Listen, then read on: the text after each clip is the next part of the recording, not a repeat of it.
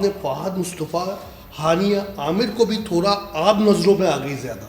बस reasons, artist जो होते हैं मेरे जैसे, उनको स्पेस चाहिए होती है।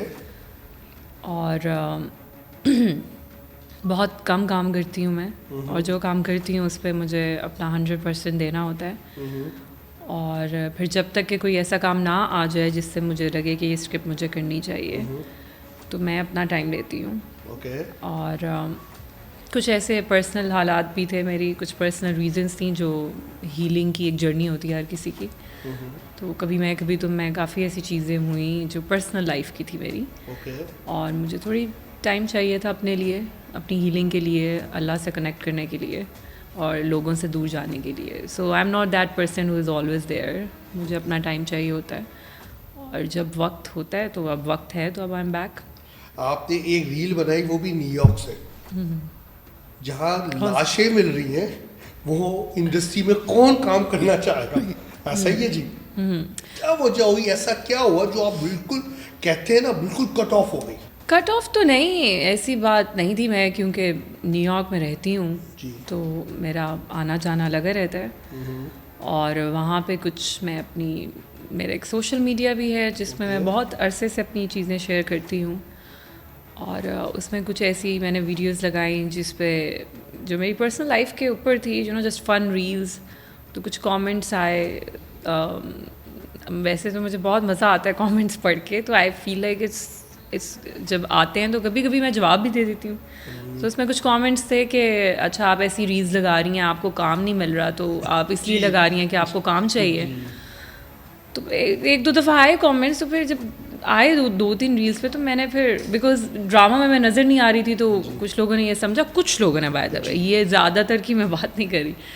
तो हम लोग तो यही समझते हैं नहीं, अच्छा, क्योंकि आपका जो स्टेटमेंट था ना, नहीं, वो स्टेटमेंट उसका नो स्टेटमेंट उसका जवाब था कि इतना भी क्या हो गया। देखें, एक बात है, मैं मानती हूँ कि रिज़्क अल्लाह ने लिखा हुआ है और टेम्परेरी ये दुनिया है।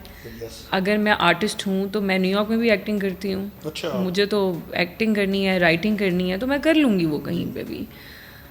हुमैरा अस्कर की डेथ हुई थी जी। उसके बाद बहुत वो अफसोसनाक बात थी, और मुझे कुछ एक्टर्स ने रीच आउट किया उस डेथ पे, और मुझे उन्होंने कहा कि वी आर गोइंग टू, अब आप जब भी कर, क्योंकि मैं रहती नहीं हूँ कराची में, उन्होंने कहा आप कराची आएंगी, आप हमारी तरफ रहेंगी, हम एक ग्रुप बना रहे हैं एक्टर्स को प्रोटेक्ट करने के लिए, स्पेशली आप जैसी। मैंने कहा बनाए, नहीं बनाना। यही तो मैं पूछ रहा हूँ, वो ग्रुप गया।